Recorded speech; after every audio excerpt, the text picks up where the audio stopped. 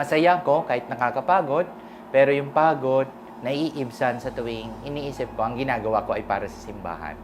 Ito pa yung moment na ini-enjoy talaga namin ng sobra-sobra yung ministry.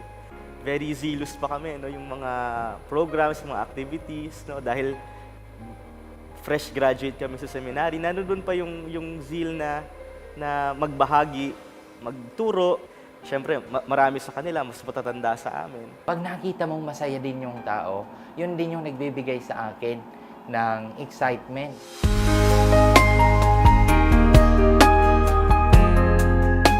Marami ako nasaksihan ng mga paring namamatay, tumatanda o nagkakasakit. Kaya lang, ang isa sa mga nagbigay sa akin ng agam-agam or nagbigay sa akin ng palaisipan, paano kaya pag maging matanda na rin ako? And siguro, isa sa mga realities that we have to face ay yung reality na mga pare will grow old, they would have to retire from active ministry. Ang iniisip ko, sino kayo mag-aalaga sa kanya pagtanda niya? Siyempre, wala na talaga naman ako noon. Yun ang naging malaki kong isipin. Naisip ko, Diyos ko, ano kaya mangyayari sa anak ko pag naiwan ko siya?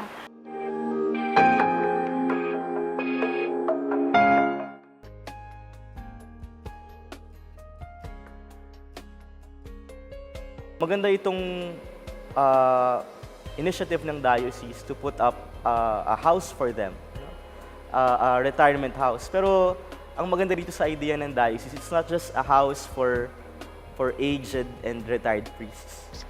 Yun, gusto namin yon para sa mga pare na matatanda na, kung saan pwede nga sila magkaroon ng parang community nila doon.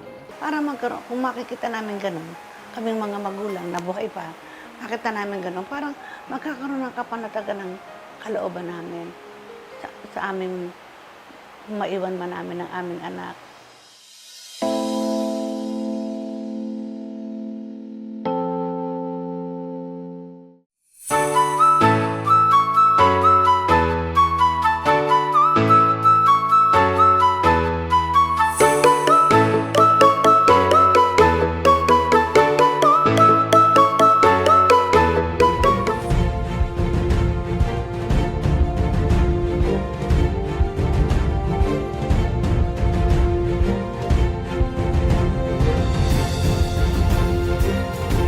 My dear parishioners of Christ the King, allow me to thank you for having journeyed with us since the start. But good news, we are almost there. So we need all the energy, support to reach the finish line. And we know you have a very generous heart. As you have supported us, you will always support us until the final stretch, the finish line. May the Lord reward your goodness, your amazing generosity. I promise to pray for you in all my masses. Thank you for your love for the church, for her mission, especially also for her priests who serve you day and night. Again, thank you. Thank you.